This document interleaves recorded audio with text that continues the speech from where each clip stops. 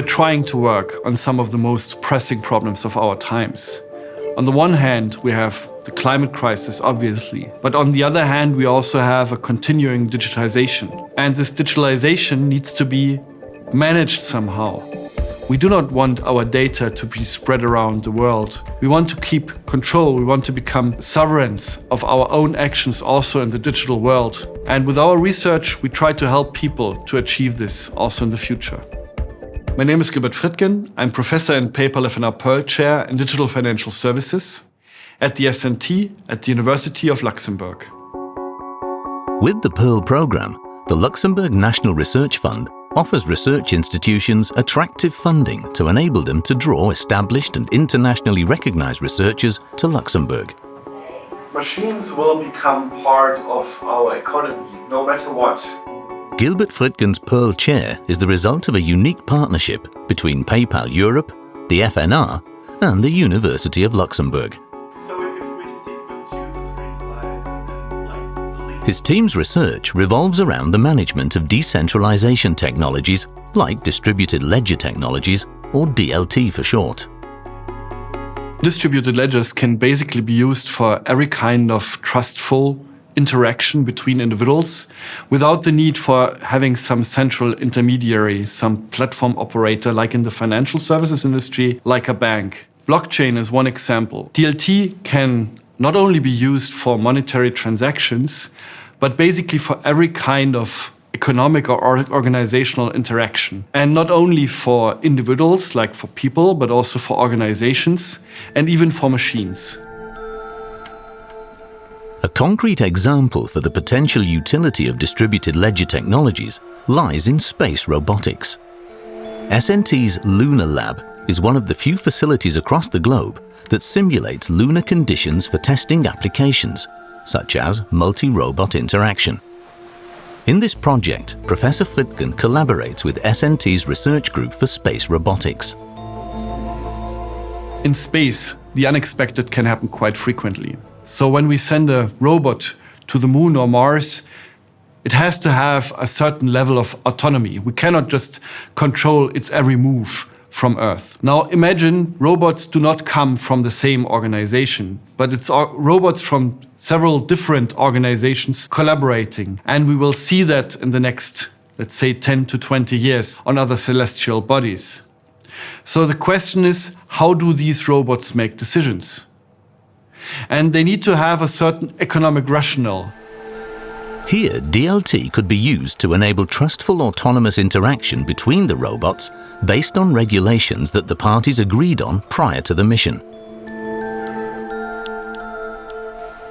For example, when they need to negotiate drilling rights, or when they provide each other with information like maps of their surroundings. And even transferring funds autonomously to receive the information is a potential scenario. In the future, the findings in space research can also be applied to Earth. We will see in a couple of years fully autonomous cars driving around, basically looking for passengers. And once in a while, they will need to be recharged. So a car will go to a charging station. And this will be something, let's say, what we do not observe a lot today. Two machines doing an economic interaction. And there will be technologies required to coordinate this. And these will be the same technologies that we are doing research on in our space research. For their economic interaction, the machines might also use cryptocurrencies. Bitcoin and Co. have become a symbol for decentralized finance, a trend that has been shaking the banking sector in recent years, since the blockchain technology the cryptos are based on promises manifold use cases in the industry. We're also looking into the topic of cryptocurrencies, decentralized finance in the financial services sector. So what does that mean? What we do is so-called on-chain analytics. We really have a look at the transactions on the blockchain, and we could identify, for example, also, let's say, fraudulent behavior, but also questions around decentrality. So are these decentralized finance platforms really as decentralized as they claim to be? The team found that the platforms, so-called decentralized autonomous organizations, or DAOs for short, are often controlled by only a few members, who decide on the rules the application is based on. These DAOs and cryptocurrencies are also involved in the decentralization of the art market. Via DAOs, it's now possible to buy small digital pieces of famous paintings or other artwork, a so-called non-fungible token, or NFT for short. So you could buy, let's say, a square centimeter of a Picasso, for example. So it would be nice for many people, but on the other hand, the art market currently is also criticized sometimes in terms of there's a lot of money laundering there. So if we now digitize this, we might even have more problems. So what can we do about that? We have a current project ongoing where we try to link NFTs that represent, for example, shares on pictures on the art market to digital identities.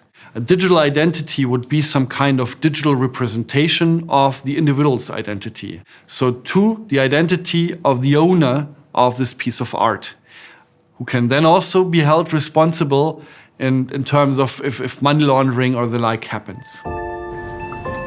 Another area that's changing towards decentralization and showing an enormous need for research is the energy market.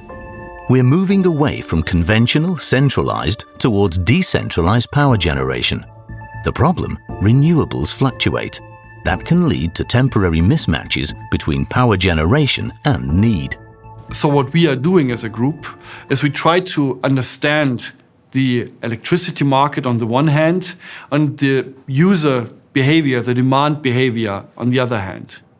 And this can be industrial demand, but we also want to look at individual behavior, for example, owners of electric vehicles that want to have some automated control of the charging process of their electric vehicles so it matches the generation of a large share of renewables.